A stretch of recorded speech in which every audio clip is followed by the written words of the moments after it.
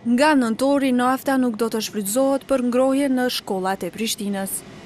Kryetari Shpend Ahmeti bëri të ditur se zgjidhja vjen nga Korporatën Elektroenergjetike e Kosovës. Shpresojmë të lidhim edhe 20.000 konsumatorë tjerë në ngrohje qendrore e shpresojmë që shumica e shkollave të sipas mundësive të lidhen në këtë sistem të ngrohjes që mos të kemi fare ngrohje.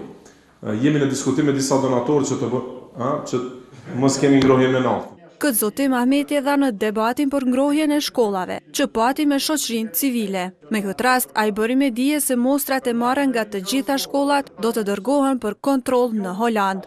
Përfaqësuesi i Organizatës Botërore të Shëndetësisë, Skënder Sylla, tregoi se cila naftë është kancerogjene. Sot ka klasifikuar shkarkimet e motorëve dizel si karcinogjen për njerëz dhe fut në grupin e parë, duke u bazuar në dëshmi të mjaftueshme se ekspozimi është i shoqëruar me një rrezik të rritur për kancer të mushkërive. Të pranishmit kërkuan më tepër kujdes për sa i përket lëndëve djegëse. Të jemi akoma insistues. Pse të jemi insistues? Do të kërkesa jonë për hetime vazhdon.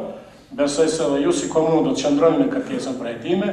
Ajo me siguri se duhet të zgjerohet jo vetëm me cilësi, po edhe në abuzime të mundshme ekonomike. Ahmeti tha se është për t'u habitur që në krejt debatin për naftën nuk reagoi askush nga qeveria qendrore. Ai tha se kjo bën të besohet se puna shumë më e thellë.